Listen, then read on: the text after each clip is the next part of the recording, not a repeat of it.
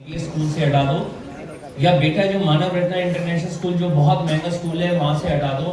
मैंने कहा नहीं, करने वाला करवाने वाला ऊपर वाला है और मेरी जिंदगी में मोदी के आ गया।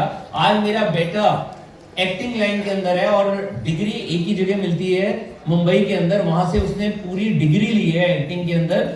मेरी बिटिया ने एमबीए किया है और वो बेंगलोर के अंदर है, लेकिन मोदी केयर में भी पार्ट टाइम के अंदर मेरा बेटा एसडी बन चुका है, बिटिया डायमंड बन चुकी है। और अभी 2 महीने पहले मेरी बिटिया को, जबकि एक बहुत बड़ी कंपनी के साथ के अंदर वो एमबीए करके बहुत बड़ी पोस्ट पर है, लेकिन साथ ही साथ मोदी केयर में 22 लाख रुपए की क्रेटा गाड़ी उसको मिली है।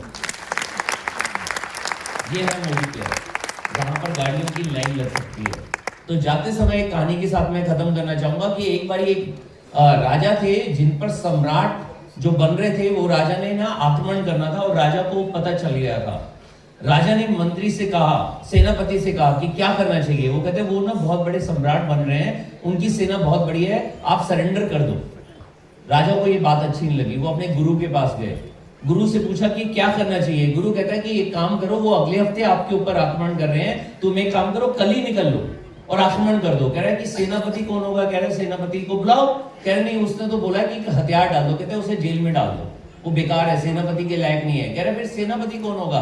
गुरु कहते हैं मैं बनूंगा। अगले दिन सेना तैयार करो, मैं आ रहा हूं। अगले दिन सेना को लेकर गुरुजी आगे चले।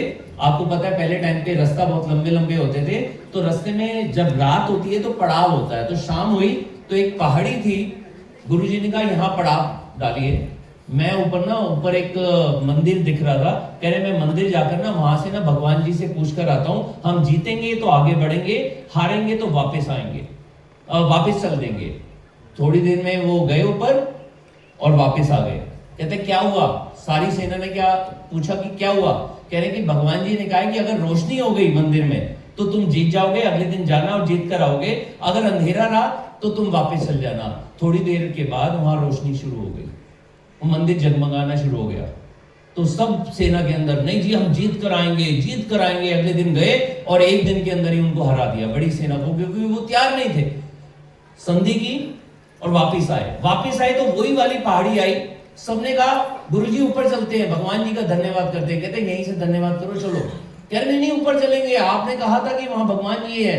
कह रहे नहीं चलो। जब वो सेना पीछे पड़ गई, वो कहते हैं वहां कोई भगवान जी नहीं है, वहां कोई मूर्ति है ही नहीं। कह रहे फिर आपने रोशनी की बात की थी, रोशनी तो हो गई थी। कह रहे मैं इतना बड़ा दिया जलाकर आ गया था, थोड़ी देर बाद रात हो गई और रात होते ही वो दिए की जो रोशनी थी ना वो चारों तरफ दिखाई देने लग गई।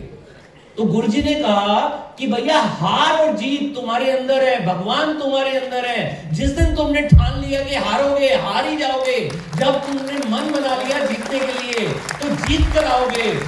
मन के हारे हारे, मन के जीते जीत। यहाँ पर बैठकर जब सीट से उठकर जाओगे कि गोवा नहीं होगा, मलेशिया नहीं होगा, बिल्कुल नहीं जाओगे। और अगर सीट से उठकर जाओगे कि भैया मलेशिया जाना ही जाना है और अपनी टीम के अंदर 4 को 40 को 400 लोगों को लेकर जाना है, 100% जीत आपके अंदर ही है, भगवान आपके अंदर ही बैठा है। जिस दिन ठान कर जाओगे कि भैया जीबीडी 1 साल में 2 साल में बनकर आना है, ये अपने आप की सीट चेंज होती रहेगी और 1 या 2 साल के अंदर जीबीडी बनकर आप सामने बैठे होंगे, क्योंकि मन के हारे हार है, मन के जीते जीत। Thank you very much, love you all, thank you.